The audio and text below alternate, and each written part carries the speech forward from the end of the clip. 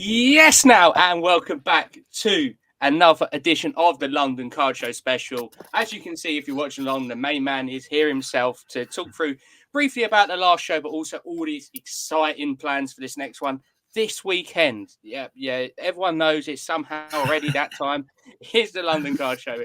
But before we introduce the special, it's just a massive thanks yet again to the boys out at Third Down for powering up this episode of the Top Load Podcast. If you need any supplies at all, custom card stands or grade preparation kits, head over to their website, check the link in our bio, and use TTP10 at checkout. But now, the man himself, Mr. Harry Reynolds, fresh off the exciting week to come of the London Card Show. But most importantly, how are you doing, my friend? Yes, I'm really good. Thank you for having me back on. It's always good. We missed the last one, which I was devastated to miss because it's a routine now. But good to be back on. So busy. Looking forward to this weekend. As I say, we took a sabbatical last time. It was annual leave we built up for not missing one at Sandown. And it's like we say, it's crazy. We won't talk too much about the previous ones that have gone, but we've just referred back to it. So how did you and obviously the team find the last one? Because from our perspective, it seemed like a big success yet again. Yeah, it was one of those where I'm never ever going to say it's a copy and paste because each show has something really unique we're trying to build. But it was probably as similar to a previous show as we've ever had, mainly because we were putting a lot of work in for this show. It was still a very successful show. We had a lot of happy people. We grew the show a little bit. We added an extra couple islands where PSA had been the show before, all that kind of stuff. So we were growing it. There's all these kind of things where we knew what we wanted to do for November. And of course, now we've announced and we're well underway with planning. Well, planning is done and execution is done as well with getting those plans into place with the additional floor, the TCG floor, which is, a lot of work, but it's been, we're looking forward to having over 400 tables for the weekend, per day, sorry. Yeah, I was going to say that. I'm going to start there as well, because I remember in the past we briefly discussed about the potential chance of maybe doing upstairs, downstairs, because it has its challenges and complications, obviously over 2 floors. So was it always your plan to kind of, obviously not separate because there'd still be TCG up and down, but kind of have that more as a focused area to have it more TCG based, have them all together? So there's no denying it. TCG has a bigger following than sports, and it pains me to admit that, but I think you only need to go to any show to see that they come in fourth, the TCG followers. And to put things into perspective to all the sports people who have said, oh, well, why do they get their own floor? TCG tables used to sell out in under 10 minutes, and we had over 250 probably to sell of them over the weekend. To put things more into perspective, we had a TCG floor and probably 220 tables for TCG to sell per day, which is around 400-500. They sold out in 30 minutes. The sports, though, has had the biggest kind of bounce back I've ever seen. It's the biggest following I've ever seen for sports. We've got more sports than I've ever seen upstairs, which is so good. It fills me with so much happiness that the sports kind of followers, the sports fans, the sports collectors have taken it personally maybe and gone, okay, well, we're not going to let these TCG guys walk all over us. So it's going to be for that main floor as even as I've ever seen it, really as close to 50-50 as I've ever seen it. So I think that's really good. And those TCG lovers out there, don't worry. You've got another floor downstairs where you can pop your head into and see another 85 tables of.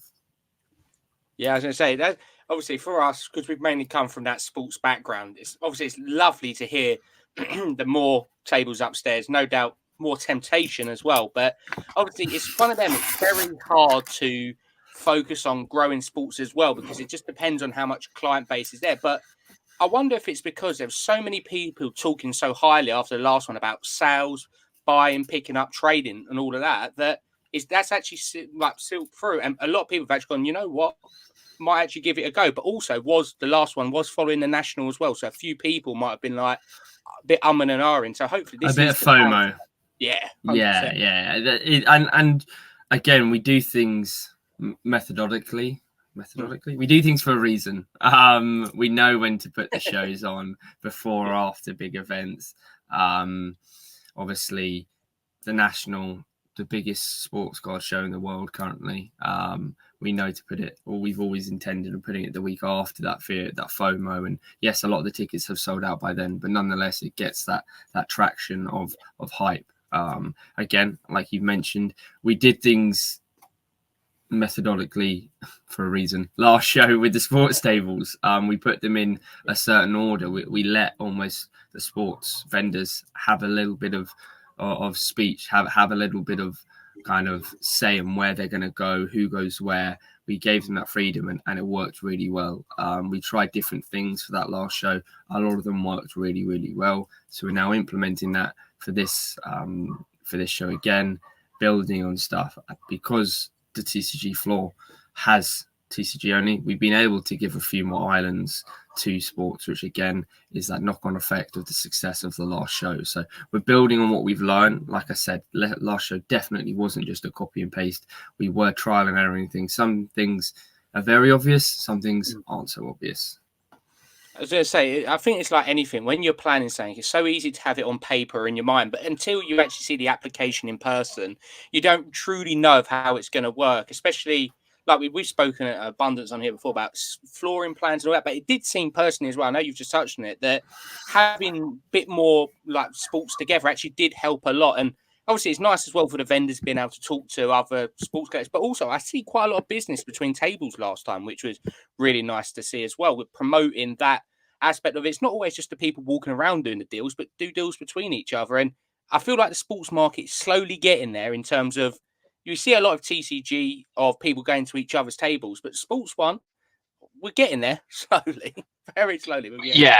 The UK market always seems to be a little bit behind the US market, and what you've said there is very apparent to the US market. It is both; they do ponder in both ponds, if that makes sense. But yeah, we're speaking of the US, we're bringing something else over. The Zion cases, we're setting up a whole kind of supply shop, setup shop. I don't know what you want to call it. We're calling it a pop-up shop.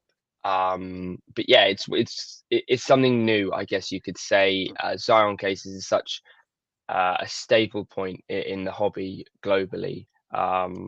So for us to be able to get a load of their stock over, to be able to set up a pop-up shop for it is really special. We've worked long and hard about how we get stuff over with them. We're working with Sports Trading Guys UK as well, to get that stuff over so it's cost efficient. But yeah, that's one of the cooler things, which isn't just TCG related. Yeah, I was going to say that's great to hear, and I think especially the people who do pay close attention to the USC, Zion cases are massive. They are a industry leader within it, so having that as well come to London is another brilliant thing of bringing the product to the customer, because it's not always the easiest or cheapest thing to get stuff over from the States. But I know a few lucky people who got tickets early would have got the VIP side of it as well, and I know there's a few different additions to the VIP side of it. So what something new can people be expecting if they're lucky enough to have that VIP lanyard around their neck? Yes, we're gonna have the VIP access, VIP lounge. So it's just an area where VIPs can chill. There's gonna be a few freebies in there as well. The bar's gonna be open. It's gonna be down the end by the Tops, where Tops set up their big booth. So yeah, it's something cool for us and a little bit different, I guess you could say. It's an area, the only probably space in the entire venue, which hasn't been kind of filled yet on that floor. So we thought we'd not monetize it. We're just gonna make it a VIP access area where people can go and chill for those who've paid for the VIP tickets. Obviously, we've just mentioned about the big advances for this show. Obviously, Zion Case is coming on board, VIP area, obviously the dual floor as well. And obviously, this is the tail end of the 2024 show somehow, and we are moving into 2025 soon, which is crazy to think of. So, obviously, we've just said, is there anything else to be expected, or is it a case of one of them that it's just crazy to be seeing out the year for the last show, like already?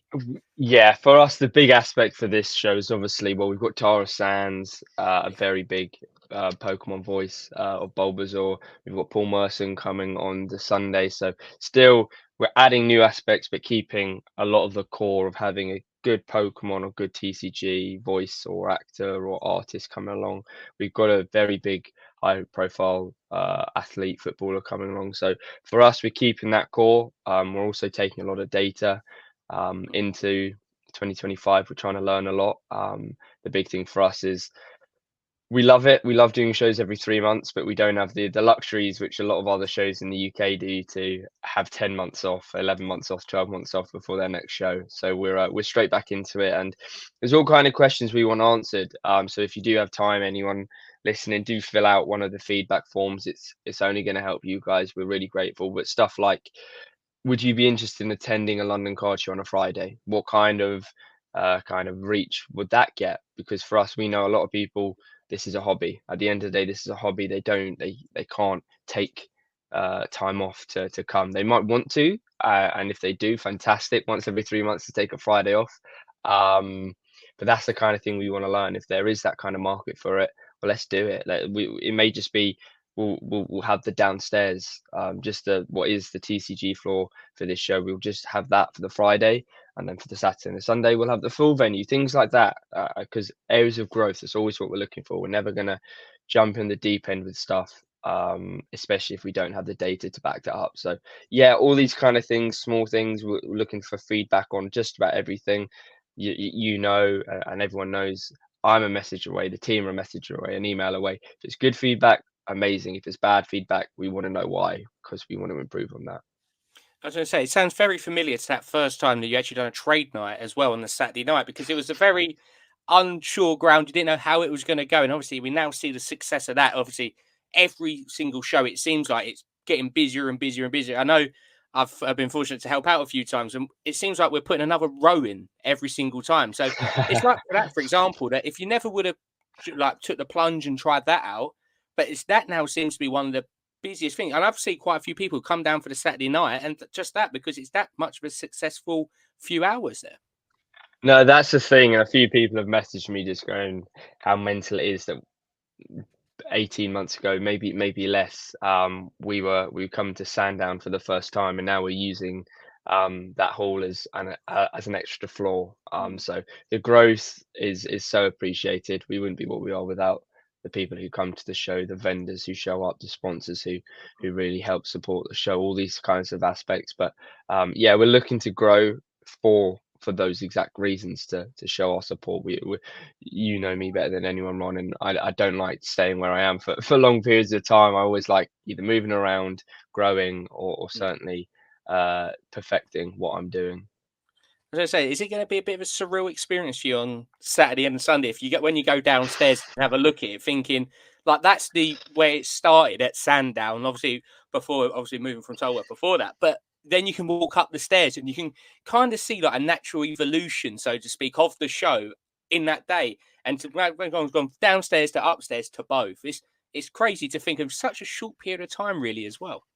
It is pretty surreal. The team have worked extremely hard. Kate and James behind the scene with me have really put a lot of effort into making this a reality. And bearing in mind, we don't just run London Card Show. We've got other events, one of which Kick Central, which took place 2 weeks ago. And it's funny, I had a Whatnot also sponsored that, and it's a different Whatnot team who hadn't been to Sandown before. So I took them on a bit of a tour upstairs, and they're like, "Oh my god, you sell this out?" I was like, yeah, and downstairs as well for the show. So that's where we intend on getting to for Kick Central. So we've got an idea of how to do it, but now the focus is very much on London Card Show, and not just making it happen, but making sure it happens to a good standard.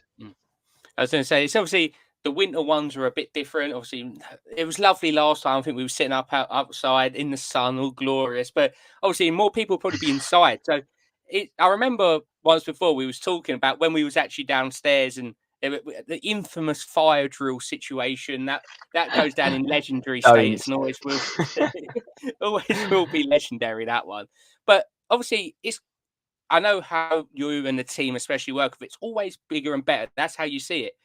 How do you see it potentially for 2025 now as well? Because obviously it's now 2 floors, and like upstairs is very well positioned, like the amount of tables, but any plans about potential things, or even things that you'd like to see down the line, which obviously take a lot of planning and resources to pull off? So it's one of those where we can get different kind of things in, but then we jeopardize the amount of tables we can get. We could look at getting more interactive aspects in, which we're looking at.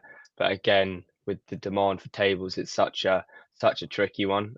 We've left room for growth downstairs. We've made the islands very big with no space in between them. So there is kind of the opportunity to make those islands instead of 3 islands into 6 islands, add an extra 25% tables downstairs. So very small growth there. We've only added 500 tables, 500 attendees worth of tickets for downstairs, even though that room can take 1,000 people. So we just want to kind of baby step our way into this, really understand the best way of doing it, because we have to make sure that there's sufficient people upstairs and downstairs. We can't overcrowd in one or the other. So that's one thing we've got to traffic quite well. In terms of growth into 2025, you'll see in the past, whenever we kind of expand, we kind of do things at 2-3 shows at a time. And with this big expansion, we probably want to cement that we're doing it correctly. So this show, I'm sure there'll be things which we learn, which we can improve on, or we do well, which we could still do better. So we want to do that going into 2025, first few shows, and then we can certainly open the discussion internally about expansion. There's been a lot of people, rumors that we are going to a much bigger venue next year. Unfortunately, I can't say that's definite. I don't think it will happen. We want that to happen, but again, you've got to bear in mind, even though this is going to be over 6,000 people coming this weekend, there's only 3 of us behind the scene working at the minute. So the team is small, but the outcome is pretty big. So if you were expecting us to go to the XL anytime soon, yeah, it's in the plans. There's discussions with external companies, external parties, and you don't need to be a rocket scientist to think of who those parties are. But 2026 is probably the timeline for that, for something big like that to happen, because the size which we want to do it and the quality and the standard which we want it to happen, it's going to take 12 months at least of notice, if not more. So yeah, well, there's no reason why we can't go upstairs in Sandown. And yes, there is another floor in Sandown. They're corporate rooms, they're more exclusive rooms, but there's no reason why that isn't an option. Which we're speaking to Sandown about. It would be a little bit more out the way, and I know we've been up there, Ron. I've showed you up there that added floor, but there's no reason that's off the cards. I know in a lot of other events at Sandown do stuff outside. Again, for the summer events, that's a possibility. Looking at doing interactive activities outside. So yeah, there's a lot of options for us. There's a lot of options. So please don't think the London Card Show's hit our ceiling yet, because we're far from it. We just want to, like always, do what we do really well to the best of our standards, and then we'll look to incorporate other things. I was going to say, it's one of them, we know it's in great hands as well. Obviously, finally, you mentioned Tara Sand's going to be there, Paul Merson. Obviously, the main stage is, I think, one of the most underrated things at the London Card Show, because it's such a good way to pass time while you're there. There's some really good activities, Q&As and stuff on there. So how are you finding it as well coming up for the next show? Because it seems every show, it does get more interesting and entertaining, because there's so much stuff you can put on there, but people could learn a lot of stuff as well from some of the talks. Well, that's the thing. Like you said, I remember I was having a chat with Ryan from PSA, and you came to almost in the crowd to almost sit down and just chill and watch it. Yeah. And then you came to me after. It was like, I'm really glad I did that. Actually, I learned a lot of stuff which you won't always hear. Like a lot of these people, you've got to bear in mind we're all part of a hobby which is very non-front facing. It's very at home. You don't hear much, you don't see much. So this show, we've got Dan from Subcenter, or Subcenter representative at least, doing a good talk about the preparation, the kind of grading process, all that kind of stuff with Subcenter, who are by far the biggest kind of middleman grader or dealer in the UK. So that's one which I certainly, if I have 5-10 minutes, will stop by and listen to. And similarly in the kids zone, there's all kinds of, for the kids, all interactive things, whether it's learning to draw something, which again, that kid will go to school and be the talk of class on Monday because they can draw a perfect Pikachu or whatever, or a perfect Bulbasaur, or the perfect whatever, or learn how to say something in another language because we have so many kind of Pokemon, so many different languages, or sports people doing openings there, or all those kinds of stuff. There's something for everyone, but again, it takes time to plan the stuff. It takes time to organize every single aspect of the show. It doesn't just happen both on the stage. But yeah, the stage is such a cool part of the show, which again, I really, really love. Yeah, I was going to say, and obviously, I know it's a question everyone wants answered. It's to do with tickets, and we always say it. We always remind people on social media to get your tickets early, and you're never guaranteed anything, especially for the Saturday. But how have the ticket sales been? And also, is there any availability? If anyone's left it to the last minute, might have had some availability come up. So Saturday and both day are long gone. I hate to be the bearer of bad news. Sunday, I think, has sold out. I could be wrong. I think so. If you are listening to this, do check for the Sunday tickets if you are after, because the last time I checked, Saturday afternoon, we had maybe 50 left, and we average around selling 75 a day. But sometimes there are cancellations the week of the show sometimes. So do reach out to us if you haven't. We do sell a handful on the day. So if you reach out to us, we can ensure that you are one of those people who get the tickets, which you sell on the day, to save us relisting all the cancelled tickets. So if we have sold out by the time this comes out, do let us know, reach out, because I'm sure we might be able to help. Yeah, and just tagging on with that, the number one place I'd say this week for all information, especially, is the Instagram. It's fantastic. Yes. You'll get the floor plan, you get the stage stat and everything. So it's going to be, I take it, it's still going to be exactly the same this week. That Instagram is the must follow. And obviously the link is down below, but must follow for all the information. So you know where to go, what's happening before you get there Saturday or Sunday. You don't want to be swamped on the day. Well, a bit of an exclusive for you guys, because of the volume of people which we're anticipating on the Saturday and the Sunday. We're going to be using the other entrance as well, to sign in. So save yourself some time. Don't go all the way to the back of the queue, which, bearing in mind, we know how long that gets, and with another 500 people now, it's going to be extremely long. So save yourself some time. Head to the old entrance, dare I say the old entrance, the new entrance, whatever you want to call it. The white gate, we will be signing general admin in there. VIP, don't need to worry. We get you guys in super quick anyway. General admin, we of course get you guys in as quickly as we can, but there's probably about 1,000 of you coming in this time. So of course, be patient with us. We will get you in as soon as we can. 10 o'clock is when the doors open for general admin. So we suggest you get there by around 9:15, 9:30 at the latest. So you're in a good spot in the queue, and you can get straight in and catch up on those VIPs to get any bargains which the vendors have mislabeled. Yeah, definitely it's worth it. But like we say, obviously, it's always a pleasure to have you on. No doubt. Next time we speak, it'll be in 2025. Looking forward to the first show of next year. But obviously, to you, Katie, James, and the whole team, like, good luck for this weekend. Obviously, keep up the great work. But most importantly, can't wait to see you this weekend at Sandown yet again. Yes, thank you for having me on as always, mate. It's good to second home this is, so it's good to be on. But yeah, I look forward to seeing you and everyone else at Sandown on this. Hopefully, by the sounds of it, very warm weekend. Yeah. It's due to be quite a warm weekend. I've looked. Yeah, like I say, we can't wait for it. And up next, I will be talking to the one and only Lav Breaks, and also HJA as well, joining us for the London Card Show special. And because he's on it, you know it's got to be a special. So we'll catch you in a minute. See you later. Obviously, a massive thanks yet again to Harry for joining us. And now is the bit where everyone's been waiting for, our little guide to the London Card Show itself. Also, a few pickups recently.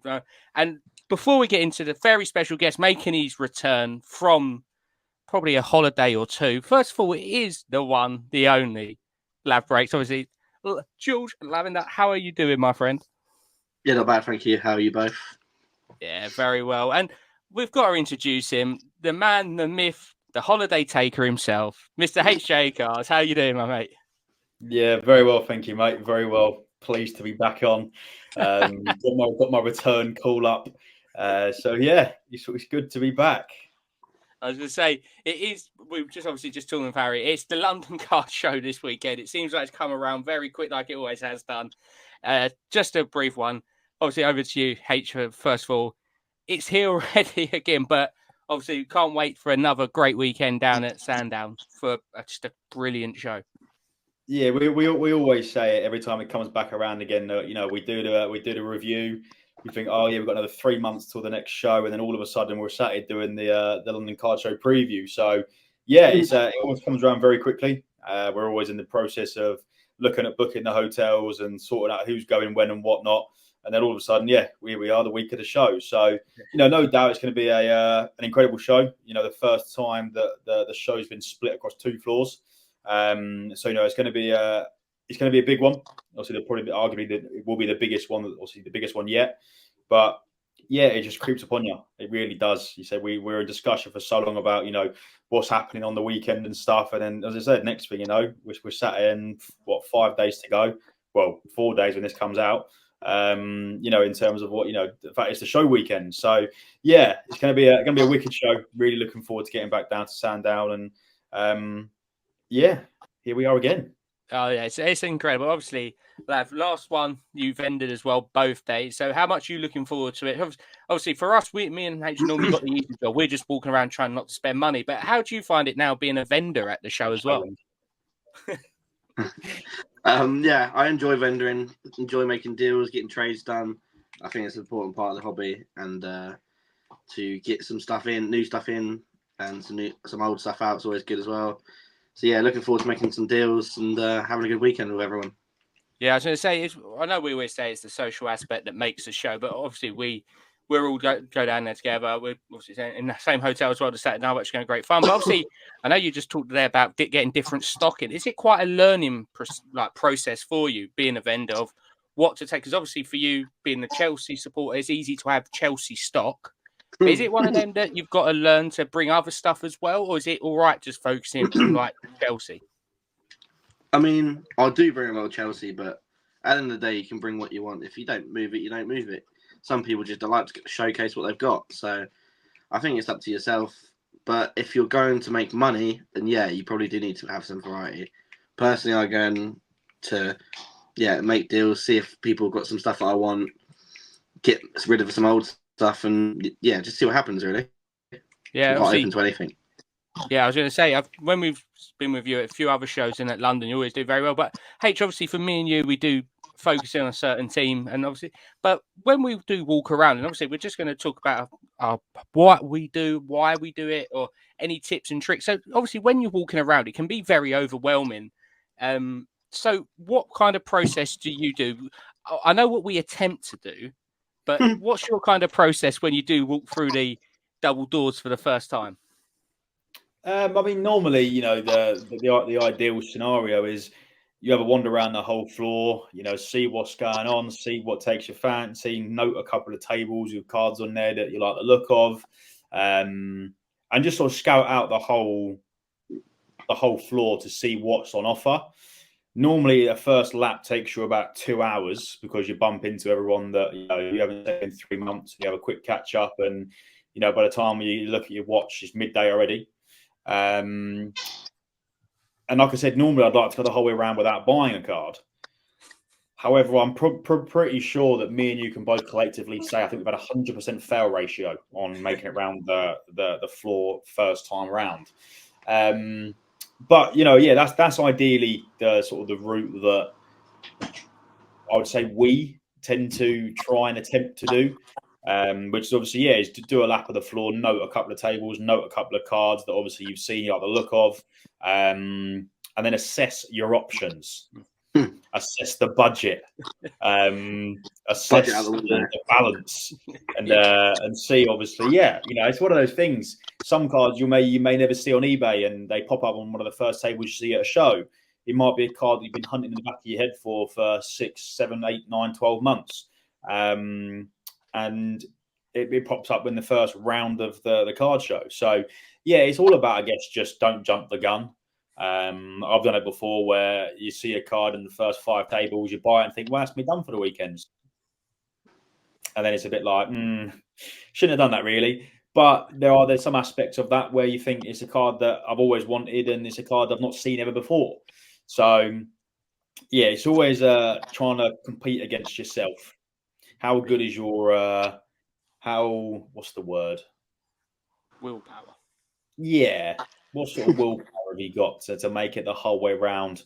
But yeah, that's usually the route that I try and take. And I say try in big, bold capital letters because it never normally works. No, I can definitely agree with that one. Like I say, we always like to scout it out, see what's kind of available, because you kind of know when you see a card. If you haven't seen one in a year, you might as well try and pick it up straight away because there's no doubt someone 5 yards behind you is no doubt going to try and buy that card. Going over to you, Lav, obviously it's a bit different when you are a vendor. But is there any tips, obviously now being that side of the table as well, you'd give someone who might be at their first show, it might be their 10th show, about coming up to a vendor and just talking or asking something? Because sometimes I feel like some people are a bit shy or a bit timid to actually just ask a question about a certain card or what you might have in stock. Yeah, I mean, it's easy to say don't be afraid to ask questions, but no, at the worst that someone can do is say no to you. So yeah.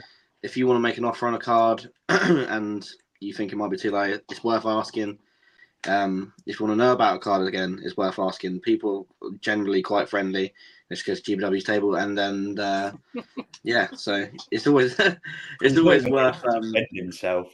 it had to be done, but yeah, it's always worth asking, and it's always worth putting your neck out to see if you can make a deal. Yeah, no, I definitely agree with that. I always like to say, I think you've got to know the product that you're trying to purchase. Obviously, if it's your PC item, you probably have that brief knowledge already about the price of it, the rarity, how scarce it actually is. And like one of them days, it speaks to the person as well, but also have a look as well on eBay or wherever it may be, because you might get a rough ballpark for the price. But I always say that don't forget, it's so much more convenient when you have the card in front of you rather than having to buy it in America, ship it to an address, then that address to your address, then probably like 2 months all around. So sometimes you will buy, I have paid a premium before to get the card there and then.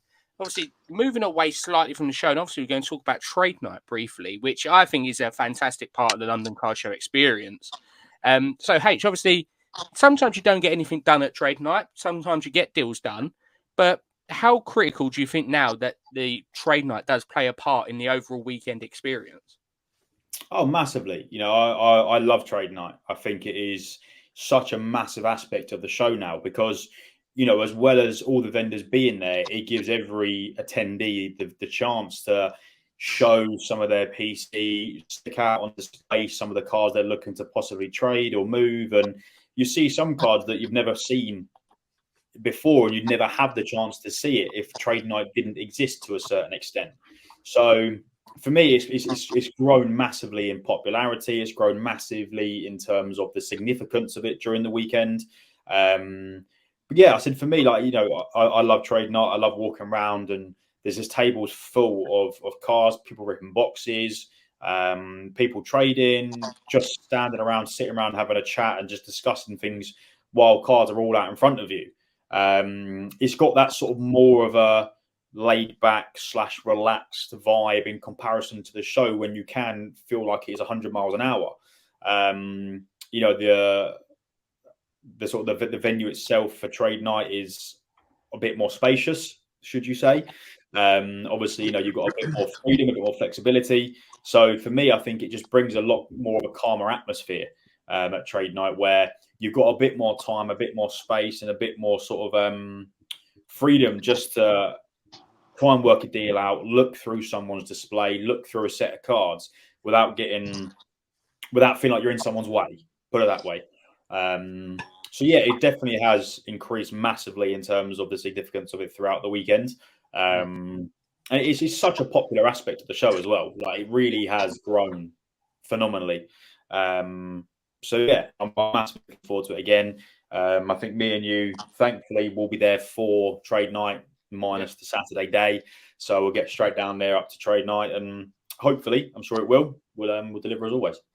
Yeah, and obviously coming over to you, Lav, obviously we've been.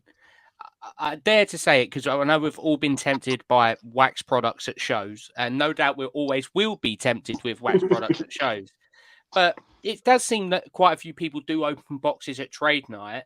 And I'd say that does also add to the experience because you get to see firsthand, obviously, if it's your box, someone else's box. But it just seems like it's just a kind of a chill environment, like just like a get together with a load of mates, showing off some cards, opening some products, buying some supplies if you need them from third down. But do you think also that social aspect now of the trade night that some people will go just for that trade night and that aspect of it? Yeah, 100%. I think trade night is a big social part of the London Card Show because you've got a lot more space, you've got a lot more time to sort of slow down, talk to people, see your friends who you might not been able to see in the day because it's been so hectic vending. And yeah, I think the trade night has really come along a long way as the London Card Show's got bigger because it's like one of the like more community parts of the show, I think. No, yeah, I think that's a fantastic point. And obviously the community what makes it. But obviously moving now to the Sunday, which is once upon a time it was quite a different experience to the Saturday, but now it is as busy as the Saturday. You've got newer vendors coming in as well. So for people who haven't been to a Sunday before, when the first couple of shows where they was doing the Sunday, it could be about 75% as people of the Saturday, but now it's sold out just like the Saturday. It's still very crazy, great day as well. Obviously, this time we've got like likes of Paul Merson coming down the Sunday, which will be fantastic. But hey, it's surprisingly now with the Sunday, there's not too much difference compared to the Saturday now, and it's as good of experience if people are lucky enough to get their tickets for the show. No, 100%, and I think that's credit to Harry and the team in terms of how heavily they've pushed the weekend show as opposed to obviously more heavily on the Saturday. I think Sunday was always, I guess, renowned to be to some extent. People will sort of start to pack up early.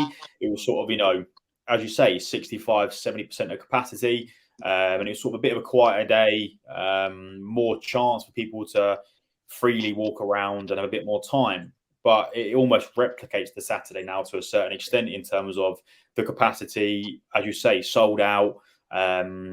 Granted, people do still start packing up early, and people probably shoot off early on a Sunday as well, given work on a Monday, school on a Monday, and whatnot. But if I'm correct, I think it's half term, so obviously people may not be in such a rush to leave. But yeah, there's take nothing away from the Sunday because for me, it is a whole weekend event. The Sunday is just as popular, just as packed, just as lively as the Saturday is. And I think, so like I said, that's massive. Give Harry and his team these flowers. They've really pushed and worked hard for the Sunday to replicate just as successful as a Saturday is. And I think they're at that point now where there isn't really a quieter day of the two. It really is full on both days from start to finish, which for a show is everything you could ever want. There's usually a lot of, you probably look at the national and think over how many days it's going to be quieter on a couple of days, but it is flat out the whole day Saturday and the whole day Sunday. So yeah, it's not one to underestimate, is what I'm looking for. Don't just think because it's a Sunday, it's not going to be as busier, it's not going to be as successful. It will be a full-on weekend. So yeah, don't underestimate the Sunday. No, I definitely have to agree with that. Like I say, the Sunday is as the Saturday is now as well. Obviously, there's still a lot of stuff going on at the main stage. A lot of stuff obviously be up and down as well, the TCG area downstairs. And obviously, as we heard from Harry early on in this episode, saying that this time it's the most amount of sports tables that it has been at a London Card Show.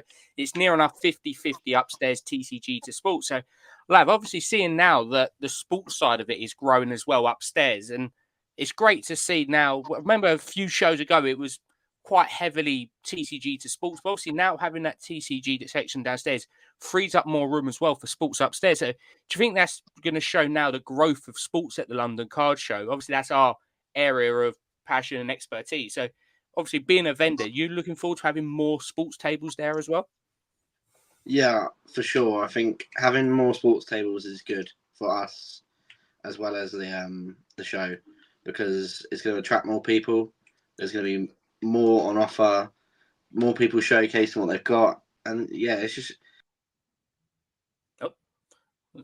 He speaks so well that he just disappears. Like honestly, no doubt he was going to say something very interesting.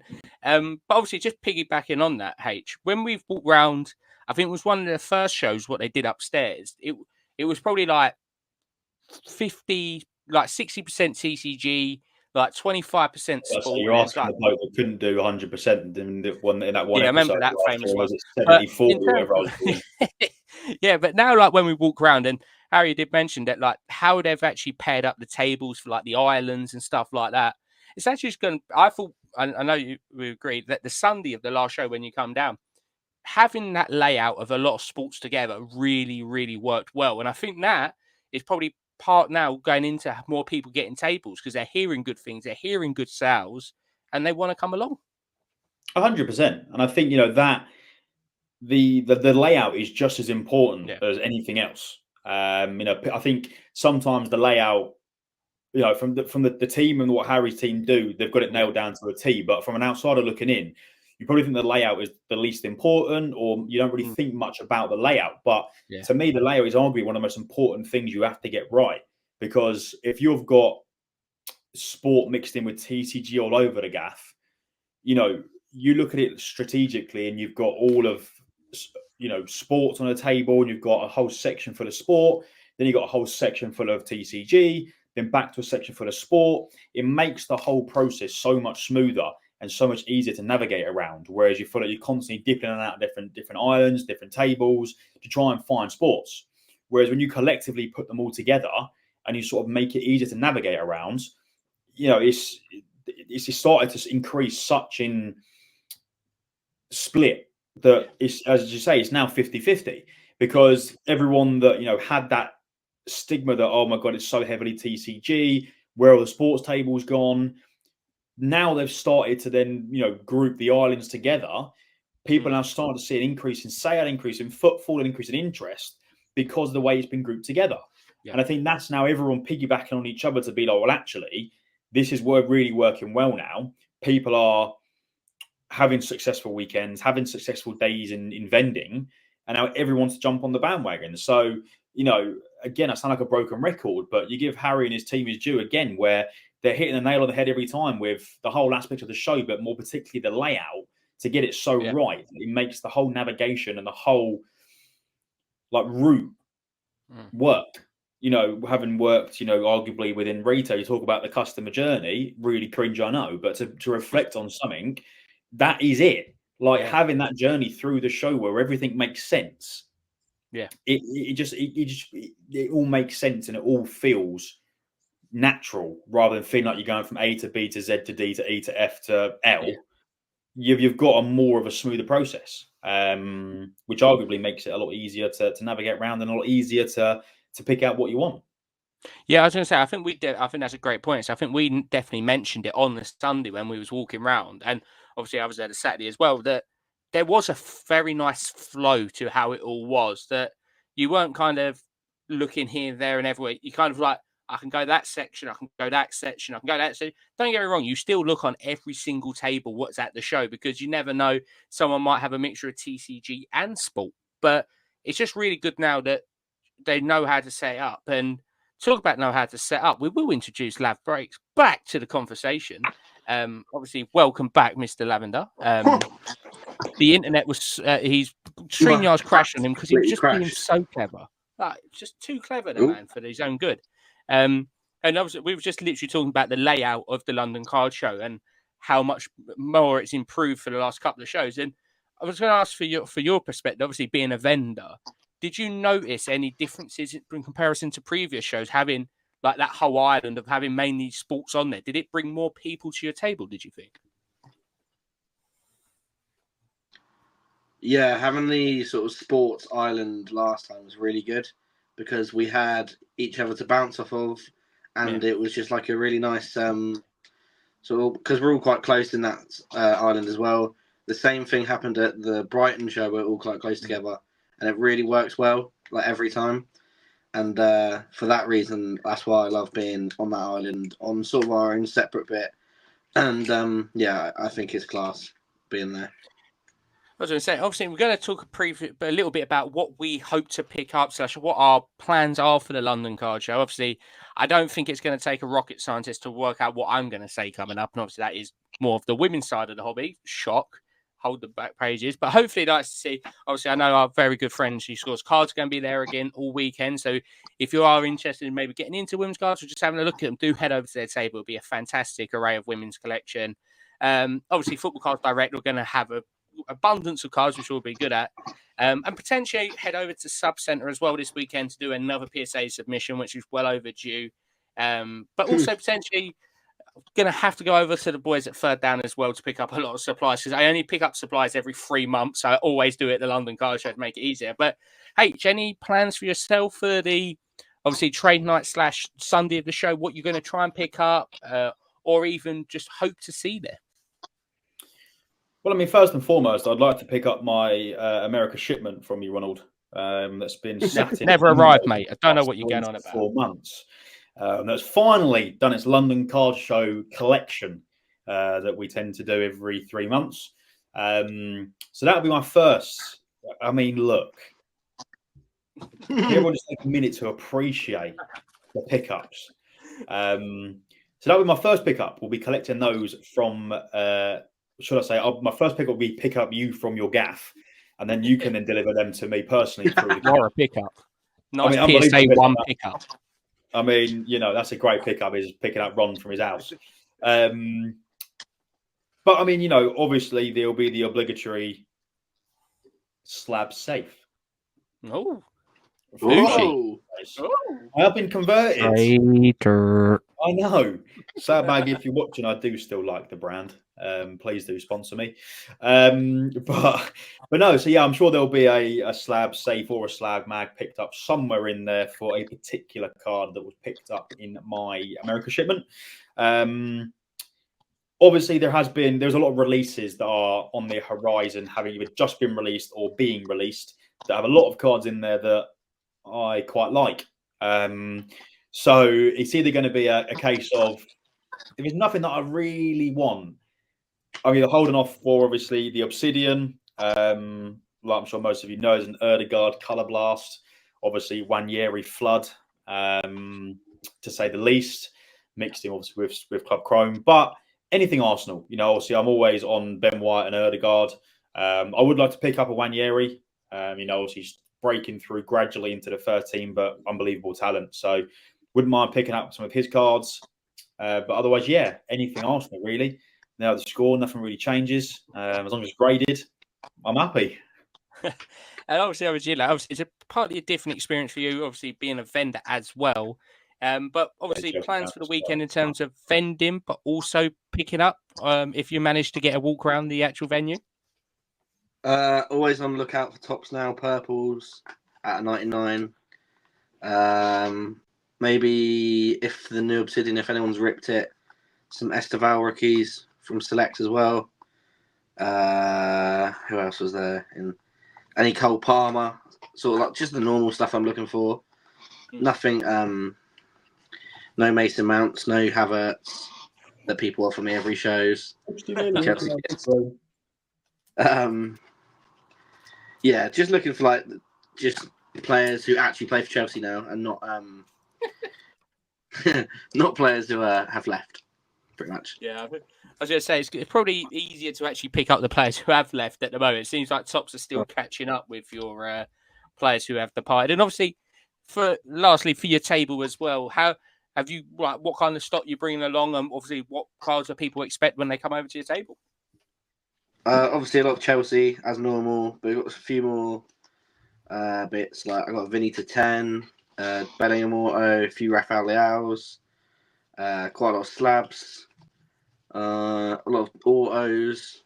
Yeah, a real mixed bag, to be honest. One of the most mixed tables I've had so far compared to previous shows. But obviously, mostly Chelsea, but we'll see what we can pick up and maybe flip at the show. We never know. I was going to say, that sounds interesting. Can't wait to see your results on Saturday ahead of the Sunday. But obviously, it wouldn't be a London Card Show special if we didn't show a few pickups in before the card show. Some of them might come with us to the show.